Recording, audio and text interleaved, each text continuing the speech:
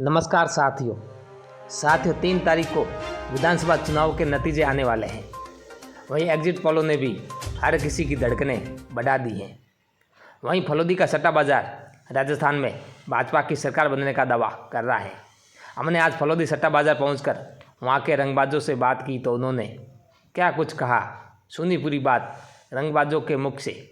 राजस्थान में किस पार्टी की कितनी सीटों के साथ ही फलोदी सट्टा बाजार में किस पार्टी के कितने भाव चल रहे हैं, देखें इस वीडियो को।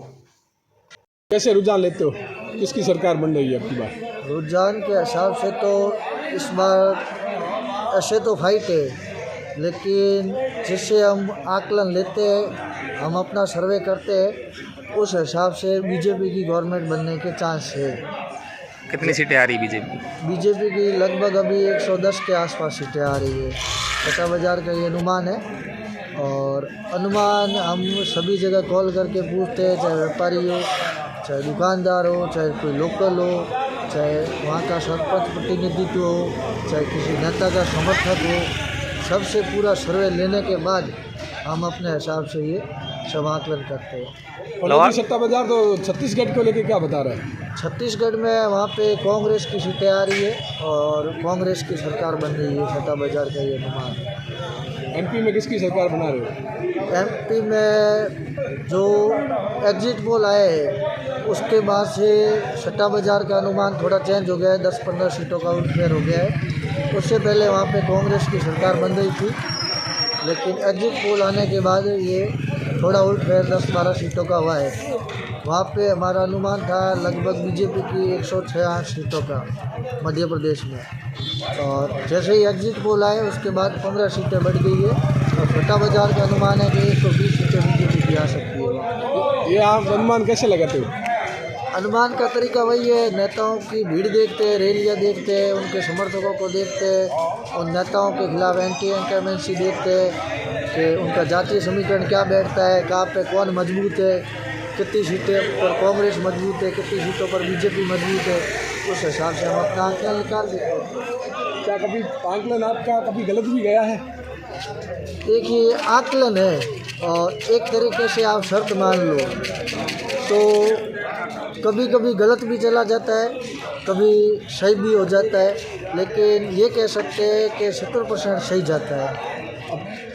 अब की बार पोखरण में किसकी सीट निकाले हो? सट्टा बाजार के अनुमान के हिसाब से जहाँ पे पोलिंग हुई है ज़्यादा इस बार, तो हमने काफ़ी लोगों को वहाँ पे पूछा।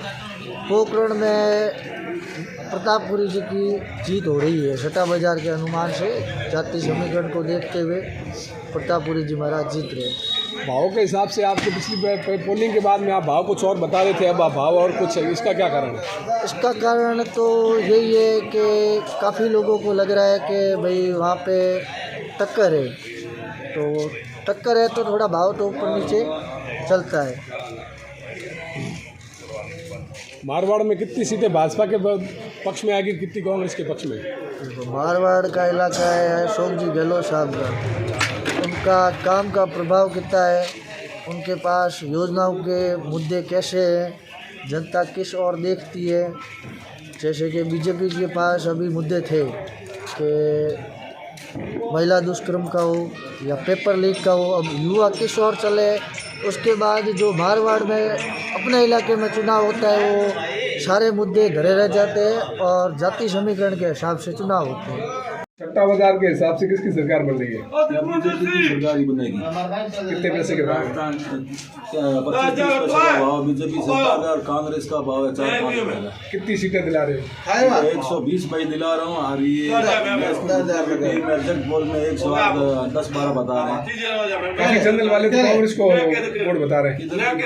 किधर भी नहीं बनेगी। कितने साल का अनुभव है आपके पास? मेरे पास करीब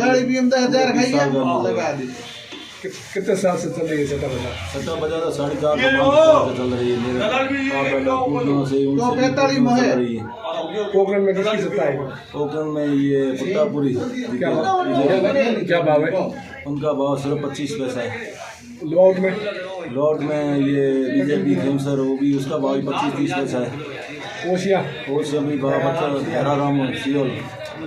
इसमें बीकानेर पश्चिम में दोनों बीजेपी सीटें ठीक है, दोनों बीजेपी की है। कोलायत में बीजेपी है।